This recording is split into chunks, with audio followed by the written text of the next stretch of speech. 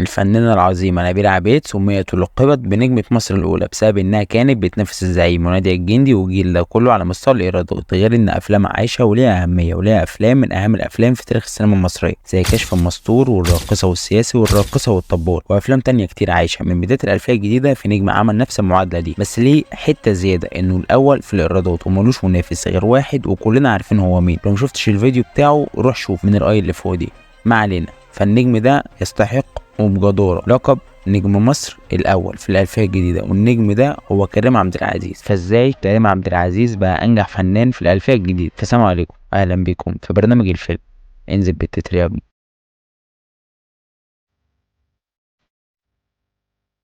زي ما كلنا عارفين كريم عبد العزيز ابن المخرج الكبير محمد عبد العزيز، يعني بالبلدي كده الراجل ده معجون تمثيل، ابو مخرج وبداياته كطفل كان في حضن سندريلا الشاشة المصرية سعاد حسني وعادل إمام في المشبوه. سلامات يا علي. وعايز الراجل ده يكبر ويبقى عامل ازاي؟ اكيد هيبقى حاله فريد من نوعها، وده اللي حصل فعلا. كريم عبد العزيز اول فرصه حقيقيه ليه كانت مع الامبراطور احمد زكي في فيلم اضحك الصوره تطلع حلوه. هتقول لي يا عم اكيد دخل واسطه، اقول لك يا عم ماشي واسطه، والمفروض كان خدها تدريجيا، بس ما يمنعش انه دارس تمثيل وابوه مخرج عظيم ومشربه المهنه وموهوب جدا وعنده الكتير يقدمه. زائد كمان ان كريم كشكله واداء هو اكتر حد مناسب للدور ده. زي توانا الجوهري مثلا بنت الفنانه رانيا منصور، دخلت واسطه بسبب علاقات والدتها داخل الوسط الفني، بس ده ما يمنعش ان دورها في مسلسل كامل العدد كان متطلب واحده جميله بنت ناس تيجي تقدمه، ومفيش الحقيقه اجمل من كده. غير محمد امام في عمارة يعقوبيان كان في اكتر من فنان يقدر يقدم الدور ده افضل بكتير من محمد امام، وده ما يقللش من اداء محمد امام في الفيلم ده. انا بالنسبه لي دوره في الفيلم ده هو افضل اداء ليه لحد دلوقتي، بس انا بقول ان كان في اكتر من نجم يستحقوا الدور ده وكانوا عملوه افضل كمان زي فتحي عبد الوهاب مثلا. ده حتى في البوستر الواسطه متدخله، حاطين شخصيه طه اللي لعبها محمد امام في النص وسايبين العمالقه اللي جنبه دول على الاطراف. فعلا انه انت اللي قدمت للجماهير العريضه النجم كريم عبد العزيز؟ لا، اللي عمل كده الاستاذ شريف عرفه. انا كنت بشتغل وقتها مساعد للاستاذ شريف، وانا وكريم زملاء في معهد السينما كنا، وانا قلت للاستاذ شريف يعني على كريم. المشهد بقى الماستر سين بتاع زكاوة اللي هو الكلمه يا ابني عقد، والمساله دي الكلمه بعد ما ضربني بالقلم في الفرح. ده كلمني عنه المشهد ده وانت يعني فكلمني عنه. هي بدايتي الاساسيه، وبحمد ربنا يا استاذ محمود ان بدايتي كانت سواء في السينما مع الاستاذ شريف، استاذ وحيد، استاذ احمد زكي. طبعا بتكتسب خبرات كبيره جدا وبتروح مرحله ثانيه، وجه جديد واقف قصاد احمد زكي. ايوه يا كريم، قلت له بعد ما الاستاذ احمد زكي يضربني بالقلم عايز ايه الرياكشن، يعني وشي عايز ايه تعبيره. فضحك ضحك جبار وطبيعتك. هو عارف ان الاستاذ احمد الله يرحمه حقيقي جدا، فهيسفخك هتنام على الارض لا هتشوف صبح من ظهر. ما علينا، ملامح كريم الكوميدية بدأت تبان في مشاركته مع النجم الراحل علاء ولي الدين في فيلم عبود على الحدود بشخصية منصور، وكسروا الدنيا ساعتها بالفيلم ده. وكريم عبد العزيز تبع شلة الناظر وعبود على الحدود اللي هم علاء ولي الدين ومحمد سعد واحمد حلمي وشريف عرفة، عكس الشلة اللي الناحية التانية شلة صعيدي اللي هم هنيدي والسقا وطارق لطفي ومنى زكي وهاني رمزي وغادة عادل وسيد حامد، بس غادة كانت قاسم مشترك ما بينهم. عبودة كان نقلة تانية، عبودة كان نقلة تانية خالص بقى، السينما الشبابية. وكان هنيدي ساعتها عامل صعيدي قبليها ومكسر الدنيا، وارقام السينما المصرية ما شافتهاش، والجيل الجديد هنيدي وسقا ومنى، وبعدين جه علاء وانا وحلمي. كانت بداية الافلام الموجة الافلام الشبابية اللي طلعت. بعدها كريم ينطلق بعد عبود البطولة المطلقة بفيلم اللي خلتني أحبك بشخصية هشام، وحقق نجاح ملحوظ وتنزله في السينمات. الفيلم ده حلو جدا وكان شبه منسي لحد من فترة قريبة، الناس أعادت اكتشافه تاني وعجب الناس جدا. ده زائد إن بيشارك كريم في البطولة منى وحلمي. وبعدين الأستاذ وائل عبد الله شركة أوسكار هي طبعا ابتدى يقول لي ممكن نقدمك كبطل، ممكن نقدمك كوجه جديد. فكانت أول مرة في حياتي بقى صحيح. فيلم اسمه ليه خليتني أحبك. ايوه، منى زكي وحلمي وانا وحلا شيحه، اخراج ساندرا نشأت طبعا طبعا حبيبتي. بس وابتدينا بقى. بعدها شارك مع متفجرة الأنوثة إلهام شاهين في فيلم جنون الحياة في دور مجدي، وكان دور ملوش أي 30 لازمة الحقيقة، مجرد انتشار وتواجد فقط لا غير. 2001 يعمل المسرحية الكوميدية الرهيبة مع الراحل علاء ولي الدين حكيم عيون، وساعدت في انتشاره كنجم اكتر واكتر لحد ما جه التعامل الاول بينه وبين ساندرا نشأت في فيلم حرامية في كي جي 2 بشخصية حسن. فيلم حرامية في كي جي 2 نجح وتنزله في السينمات، لان من اسم الفيلم كده كانوا بيطلعوا رحلات مدرسية على حس الفيلم ده. اليوتيوبر الكبير احمد كمال بتاع افلام دخل الفيلم ده سينما في رحلة مدرسية، فاعتقد ده سبب نجاحه. كوميديا الرائعة ساندرا نشأت مدروسة مش رمي إفات وخلاص، كل مشهد كوميدي ليه لازمة. كريم عبد العزيز ككوميديان أفضل من كونه ممثل تراجيدي، ودي وجهة نظر. كوميديا كريم بشوفها تتقارن بكوميديا أحمد حلمي عادي جدا، كوميديته بتموتني من الضحك الحقيقة. عظيم الغروب، ده شروق، عظيم الشروق. أصل أنا أول مرة أجي الأقصر. يلا يا شط. ما تقوليش يا شط. يلا يا ماما. ما تقوليش يا ماما. يلا يا أمورة. ما تقوليش يا أمورة. انجر يا بنت. أيوة كده. عارفاك الدرافين؟ أوي يا حسن. أجيب لك درفين؟ يا ريت يا حسن يا حبيبي، بس نحطه فين؟ المهم نحطه فين؟ نحطه عند سيد فوق السطوح.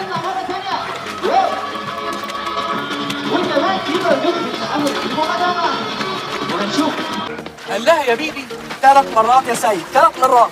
غريبة أوي، مع إن اسمها ريم، يعني ممكن يقول لها يا ريري مثلا، أو هو قالها لها إزاي؟ قال لها تعالى مساك العراق يا بيبي، وراح عامل لها كده. يا رخ يا بيه يا تقلم يا ساتر. بعدها على طول في 2003 ساندرا نشأت تخرج له حرامية في تايلاند، وحقق نجاح كبير برضه ب 8 مليون جنيه، بس المرة دي مش بسبب الرحلات المدرسية، وده رقم مش قليل خالص بالنسبة لسنة 2003. أجمل حاجة في الفيلمين دول كيمياء كريم عبد العزيز وماجد الكدواني. هو عموما ماجد الكدواني خطير، وكيميته بتمشي مع أي حد الحقيقة. يا أخي مش عارف أدقق، باين ولا لأ؟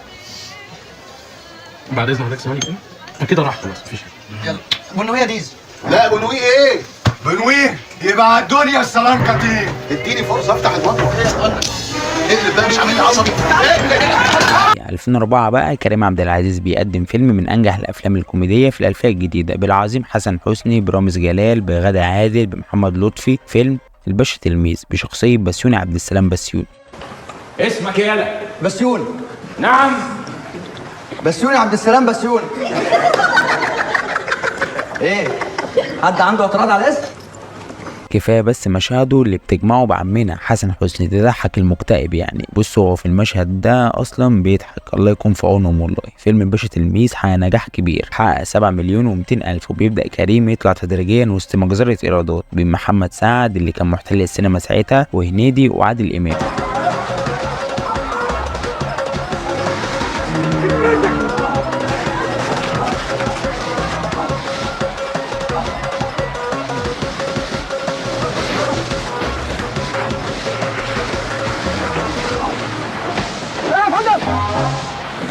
معاه ايه؟ 128 سماوي، 31 خضرا. بيدور وهيقسط قريب ان شاء الله. معاه احنا زي ما انت شايف أسرة مع بعضينا. أسرة مع بعضينا، دي أسرة واطية كده. بسيوني من غير ما تقول لي حازم بسيوني. سنة 2005 كريم عبد العزيز بيجتمع مع الكاتب الرائع بلال فضل والمخرج احمد نادر جلال، وبيقدموا رائعة ابو علي. مع احترامي للفيل الازرق وواحد من الناس وولاد العم، اكتر فيلم بحب اشوفه عموما مش شرط لكريم هو فيلم ابو علي بشخصية حسن ابو علي. دويتو طلعت زكريا الله يرحمه وكريم عبد العزيز، وقابل منى زكي وكريم عبد العزيز، حاجة اكتر من رائعة يعني. وانتصار، ايه رايك في الريش؟ بقول لك ايه رايك في الريش؟ ايه رايك في الريش؟ كفاية بس هسمع، أنا تعبت. ده كفايه بس الموسيقى التصويريه للموسيقار الاندر ريتد جدا عمرو اسماعيل، وبسبب الفيلم ده حبيت كريم اكتر بكتير في الكوميديا عن التراجيديا، وده برضو مش معناه انه وحش في التراجيدي، وبيبقى رهيب في التراجيدي. وعايزين برضو نحط 100 خط عند دور الكوميديان الرائع طلعت زكريا في الفيلم ده بدور امين ولد ابو جليل، قمه الكوميديا الله يرحمه. مين البنت دي يا امين؟ مين ده؟ ده ابويا يا حسن، لسه بادع طريقه من الجبل النهارده. عندنا ولا ايه؟ السيجارة دي شرعي؟ لا عرفي. الله طب ليه كده يا باشا؟ ده لسه كنت عازم عليكم شاي بس للاسف مفيش بن. حسن فين يا؟ حسن مين يا باشا؟ الله حسن ابو العيله. مش تحدد يا باشا، البلد مليانه حسنات. والله ما اعرف يا باشا، انا كنت في النادي مدخوم بدرب العيال على الدبل كيت. ها وحياه عينيك، قصدي وحياه العين دي. فيلم ابو علي نزل وجاب 12 مليون ونص، وواحده واحده كريم عبد العزيز بيقرب من اعلى الايرادات وبيعمل اسم ليه في السوق. فيلم ودور سيظل ايقونه. عرفنا يا عم. لا مؤاخذه يا باشا، افتكرتك عيل ابن عبيط. ايه؟ افتكرتك عبيط عيل بتقول ايه؟ حد فيكم يا باشا كان بيحاول يقلب اخويا؟ في ايه يا باشا؟ والمصحف ما كانت محشيه، دي كان كوكو الضعيف. كوكو؟ كوكو ده يا بيه اسم دال على السجاير المصري. يا ترى انت كمان بتشرب كوكو الضعيف؟ لا يا باشا، انا ما ضيعش فلوسي على المستورد. ايه يا باشا، محتاج حشو؟ اخرس.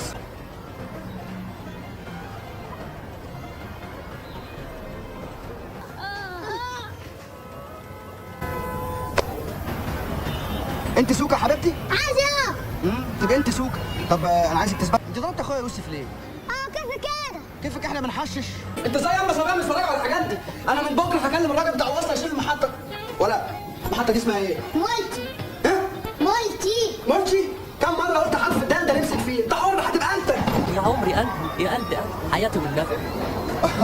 لا كده ما ينفعش خالص، لازم كل واحد فيكم يركب عربيه لوحده. احنا نركب في عربيه واحده ومع بعض. مفيش حاجه تفرقنا عن بعض ابدا. هو في يا عم؟ الكهرباء اتقطعت. ليه يا عم بقى الكهرباء في كل حته هي؟ اصل اللعبه دي بالذات شغاله على حجاره. انت رايح فين يا عم انت؟ روح اجيب حجاره. بعدين انتوا خايفين ليه؟ اهو ما انتوا مش متفرقين عن بعض يا عمري. ايه ما بترجعيش ليه؟ إيه ما بتاكليش ليه؟ هتفضحينا. كلي. شفتي؟ كنت هتفضحينا. قلت لك تعالي هنا مديتي جنبي. انا اسفه على فكره، وبعدين بدل ما تنقع عليا بتنقع عليهم هم بدل ما يمرمطوك. انت حوله احنا اللي ضربانهم. وبعدين اكتمي يا بت. بنت ايه؟ وانا بلعب معاك في الاولى ولا ايه؟ يا بت انت اللي خاين ايه؟ انت بتتكلمي كتير ليه؟ انا مش فاكره، انا فاكره مش فاكره. الحمد لله على السلامه، احنا وصلنا الخرطوم. انا خليت عمتك تضرب العيال عشان الجبنه. اقول لك انا اللي كلت الجبنه. حضرتك ممكن تعملها عندك هنا؟ امال بيعملها عند خراط. ما تقعدي. اصل امين ده لعيب كوره كبير قوي، ما صدقنا ان الدوري وقف قلنا نقدم فرح اخته على اساس يحضر معانا. انت ما شفتش امين وهو بيلعب في مصر؟ امين ولد ابو جليل ولا امين ولد الطحاوي؟ من اقرب الافلام لقلبي ابو علي قبل واحد من الناس، شيء غريب جدا. يا رغم ان واحد من الناس اهم. طبعا فيلم اهم وموراله اهم، يبقى المعنى بتاع الفيلم اهم، اللي عايز يوصله للمجتمع اهم. بس ابو علي عندي يعني ليه عندي؟ لدرجه انا عندي علي ابني. ايوه حبيبي. بقيت في البطاقه. بقيت ابو علي بقيت في الفيلم وفي البطاقه. انا الفيلم ده كان نسمه في حياتي. والله العظيم ما حسيتش واحنا بنعمله. كان كواليس تجنن. الحقيقه بنضحك طول الوقت. احمد نادر كان يعني مخرج مش متعب ومتفاهم وسلس في 2006 كريم عبد العزيز يغير 180 درجه، يعمل دور من افضل ادواره، دور محمود احمد في فيلم واحد من الناس. هنا بقى بيبدع كريم عبد العزيز في الاداء التمثيلي. ضحكتكم السنه اللي فاتت، تعالوا نكد عليكم السنه دي. وبالمناسبه ده افضل اداء تمثيلي شفته في حياتي للرائع عزت ابو عوف. فيلم واحد من الناس نزل وجايب ايرادات عاليه جدا، وكان منافس قوي في سنه 2006 وحقق 15 مليون جنيه. فكر الناس بالمصايب السوداء اللي عملناها في الفيلم ده. واحد من الناس يا حبيبي، انتوا طلعتوا روحي في مدخل الفيلم المصاريف اللي اتصرفت في الفيلم ده في مشهد تفجير العماره اللي في المانيال. يا الله فاكر؟ فاكر انا كنت في العماره.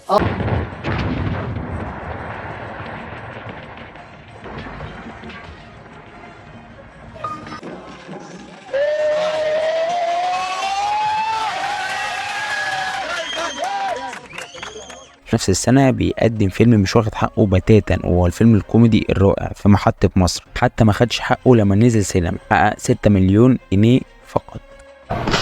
مستقبلك ملوش ملامح. ملوش ملامح؟ يا ستي انت ليه على طول بتحبي تعيطي؟ قلبي بيرتاح لما بعيط. ايوه انا قلبي بيقرف لما بتعيطي. دي دعوه حلوه، دعوه الامهات. ربنا ينور لك طريقك، يجعل صباحك كنافه، الحاجات دي ياما.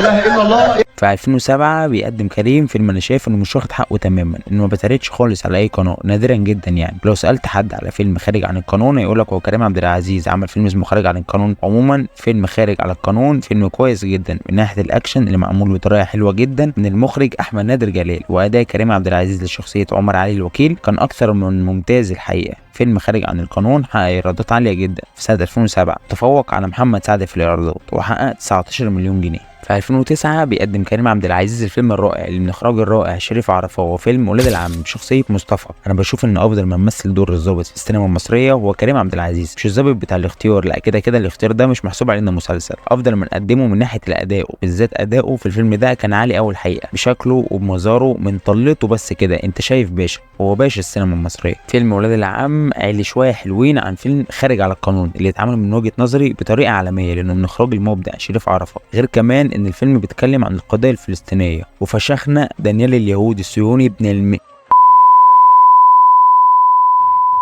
ربنا يرفع البلاء عن اخواتنا في فلسطين يا رب ويكون في عونهم يا رب. فيلم ولاد العم نزل وكسر الدنيا وحقق 25 مليون جنيه في سنة 2009، وكان الفيلم رقم 1 في الموسم ده. يا ابني احنا شعب الله المختار، انت مصدق اللي انت بتقوله؟ هنرجع بس مش دلوقتي. سنة 2011 يعمل فيلم اندرريتد جدا وبحبه جدا، فيلم فاصل ونعود. وبالمناسبة الفيلم ده من تأليف الثنائي الرائع هشام ماجد واحمد فهمي. شخصية عربي اللي قدمها كريم عبد العزيز دي فكرتنا كده بابو علي، الكوميديا البسيطة الدافية دي بتاعت ولاد البلد اللي بتطلع منه من غير تكلف. هو ده سبب حبنا للراجل ده، انه دايما تحسه واحد منك شبه الناس كلها. فيلم فاصل ونعود نزل ساعة لما كانت مصر خربانة بعد ثورة 25 يناير، رحم الله كل شهداء هذه الثورة. فلما الفيلم نزل محققش الايرادات المطلوبة، وده بسبب الظروف الصعبة اللي كانت بتمر بيها البلد وقتها، وحقق 9 مليون جنيه. يا رب استرها معايا يا رب، انا واحد مش فاكر اي حاجه خالص. خدامك يا باشا، الرخص سليمه وزي الفل. مين اللي حرق روماله؟ وربنا ما احنا يا باشا، احنا ناس في حالنا ومالناش في اللبش ده خالص. اتبهدلت انت معانا اليومين اللي فاتوا دول، ها؟ انا كمان اتبهدلت، بس مش اليومين اللي فاتوا بقى، من زمان قوي. وليه اخر واحد فينا عامل زي النمل، اول ما يخرج من الجحر بتاعه بيتهرس بالجزم. وقدم اول مسلسل تلفزيوني ليه من بطولته وهو مسلسل الهروب بشخصيه محمود عبد الناصر، اللي برضه معظم الناس متعرفش ان كريم عبد العزيز عمل مسلسل اصلا اسمه الهروب. سنه 2014 هي النقله لكريم عبد العزيز يعمل فيها الشخصيه اللي بعتبرها نقله لكريم وغيرت في ادائه التمثيلي. حتى بعدين قدرنا نشوف كريم بشكل تاني خالص وبداء يستحق جائزه كبيره من مهرجان كبير عالمي. وطبعا كل ده تحت قياده المخرج العبقري مروان حامد، وهو فيلم الفيل الازرق بشخصيه دكتور يحيى راشد. مظبوط. كنت متخيل انك هتروح سكه الفيل الازرق وتروح سكه كيرة والجن؟ لا قلت له انا عايز اعمل الفيلم، وانا يعني بحمد ربنا ان انا خدت هذا القرار في حياتي. يعني بحمد ربنا انه اداني القدره على ان اميز، فاختار ان انا اعمل الدور ده، لان شقلب لي حياتي كممثل خالص. يعني اعظم الحاجات اللي الاستاذ مروان عملها لي في حياتي انه خلاني اكسر السور، صح، انه خلاني اكسر المعتاد، انه جرأني، انه خلاني يعني عندك استعداد. انا من الناس اللي بتفضل الجزء الاول عن الجزء الثاني لعوامل كتيره، منهم مثلا اداء الموهبه الفذه تمثيل خالد الصاوي في الفيلم ده باداء من افضل اداءات الالفيه الجديده، اداء شخصيه شريف الكردي اللي بسببها قعد سنين مش عارف يخرج بره الشخصيه دي، ودي حاجه نادره جدا ما كانتش موجوده غير عند عظماء في التمثيل زي احمد زكي اللي كانت الادوار اللي بيعملها كانت بتاذيه نفسيا جدا. صدقني الكواليس هي اللي كانت بتقلنا جدا. يعني احنا في اول الجزء الاولاني لو تتذكر اول مره كان دخل فيها خالد الصاوي عامل التاتو ما بيصبحش على حد خالص، دخل قعد فاول لحظه في عفريت دخل اللوكيشن مع كلمه اكشن ضربت اكبر لمبه ابولو 18 كيلو في اللوكيشن ضلم كله تماما. طبعا ده انت تتخيل عمال الاضاءه عملوا ايه والناس جريت وبتاع، في حاجه غلط يعني. ايه اللي انت عملته في الفيل الازرق ده؟ ها؟ انا من هواة القرايه في علم النفس وفي نفس الوقت في الفيل الازرق قعدت، فالنتيجه ان انا قعدت ايام كتير جدا لوحدي في المكتب، والمكتب ده عند درجه معينه ممكن يتحول الى كهف لما تبقى لوحدك قوي، وعمال كل اللي بتفرج عليه هو الناس اللي اتلبست والناس اللي بيطلعوا منها اللبس. مروان حامد سلط الضوء على الجانب المظلم لكريم عبد العزيز، ان هو متقن الادوار التراجيدي جدا، وان ممكن الدور اللي بيقدمه يجيب لك اكتئاب عادي. دور يحيى راشد ده بالنسبه لناس كتير واحد من افضل الادوار في الالفيه الجديده، وبالنسبه لنا كمان الحقيقه. وده اللي بيميز كريم عبد العزيز عن احمد عز، انه ممثل ممتاز وبيجيد الاثنين كوميدي وتراجيدي. ده مش معناه ان عز ما بيعرفش يمثل، بس مش زي كريم عبد العزيز. كريم فنان من الطراز الاول ونجم شباك في نفس الوقت. كريم عبد العزيز عمل معادله صعبه زي الزعيم عادل امام. الزعيم عادل امام حاله خاصه، حاجه تانية خالص، انا مش بقارنه بيه، بس هو عمل المعادله الصعبه اللي هو يعمل فيلم يحقق اعلى ايرادات في تاريخ السينما المصريه وفي نفس الوقت يعمل اداء تمثيلي عظيم، وده نفس اللي كان بيعمله عادل امام. فيلم الفيل الازرق الجزء الاول نزل وحقق 30 مليون جنيه وهتنزل، وده رقم عالي مش قليل خالص، والفيلم كان من اعلى 3 مراكز في السنه دي. يعني كده طول الوقت وانت بتتكلم عينك في عين اللي بيتكلموا عشان تطمن ان هو مصدقك. ولما قلت انك حجزت اوضه من الريسبشن لعبت في مناخيرك. دي كدبه، جسمك مش مصدقها. ودلوقتي وشك بيحمر وبتبلع عليها. حاسس انك كشفت. شكل بيه للاسف 90% عندك ضعف جنسي وبتحاول تداري بحكايات وهميه. بعدها يشتغل كريم في الدراما شويه بقى، ويعمل سنه 2015 المسلسل اللي كان محقق نجاح كبير قوي وقتها، وهو مسلسل وش تاني، شخصيه سيد ابو دومه او سيد بشريه او سيد ابو الليف. وعلى فكره يا جماعه برضو المسلسل ده مش واخد حقه خالص، مع انه نجح جدا وقت نزوله، بس محتاج انه يعاد اكتشافه مره تانية وان نتكلم عليه اكتر من كده. في حد فيه حيل اتحرك يا ابني؟ الله، انت بلغت عننا يا مرات ابويا. والنعمة على عيني ما حصل. نهار اسود. يبقى انت فتشني. لا، يبقى انت فيك شيء لله.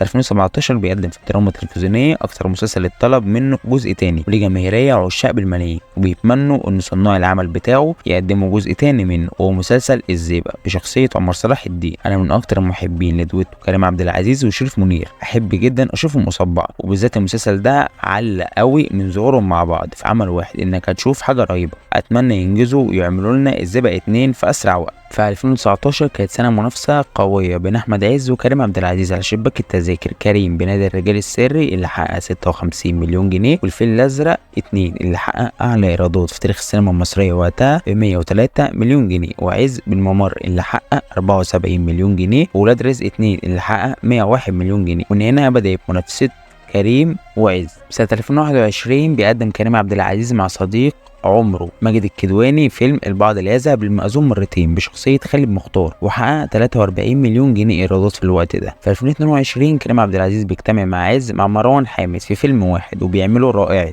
كيرة والجن. كريم بشخصيه احمد عبد الحي كيرة، وعز بشخصيه الجن. في جمهور لشخصية الجن وفي جمهور لشخصية كيرة، بس كيرة في الفيلم ده كان الأفضل تمثيلا والأفضل أداء وحضورا وكاريزما أكبر تخليك تقدر تصدق إنه قائد على عز وهند صبري وسيد رجب. ده برضو مش معناه إن عز ما قدمش دور كويس جدا، لا قدم أداء كويس، وزي ما قلت في حلقة عز ارجع شوفها إنه البنات كانت خارجة من السينمات معجبة بشخصية الجن جدا، ودي طبيعة عز. يعني أعتقد إن فيلم كيرة والجن هيعيش وهيعيش كتير كمان لكام سنة قدام، لأنه فيلم إخراجيا رائع وكتابة رائع من تأليف أحمد مراد، وإن الفيلم قاعد يتصور لمدة 4 سنين. وأنا شايف إن كريم عبد العزيز من أكتر الممثلين اللي بيعرفوا يحافظوا على أداء ووزن وشكل الشخصية على فترات متباعدة والوقت كبير، زي مثلا شخصية يحيى راشد اللي قدمها في 2014 ورجع قدمها تاني في 2019 من غير أي اختلاف في الشخصية. في 2023 بيقدم كريم عبد العزيز فيلم بيت الروبي بشخصية إبراهيم الروبي اللي حقق أعلى إيرادات في تاريخ السينما المصرية ب 130 مليون جنيه. يا جماعه انتوا صوت، انا فاتحه لايف وناس كتير بتتفرج. ناس مين؟ ناس مين ها؟ وبعدين ايه المشكله هي قدام الناس؟ ما كل حاجه بقت قدام الناس. الستر بقى بتتفضح قدام الناس، البيوت بتتخرب والعيال بتضيع قدام الناس. وانا واحد منهم. احنا اتعلق لنا المشانق قبل حتى ما يعرفوا احنا صح ولا غلط، عشان يحسوا بس ان هم احسن مننا. بس هو برضو يعني كريم عبد العزيز لما اتعاملت معاه بقى كفنان باشا، يعني تعرف هو ليه نجم، يعني تعرف هو ربنا مديله ليه ونجم ليه وناجح ليه ومستمر ليه. فاهم قصدي؟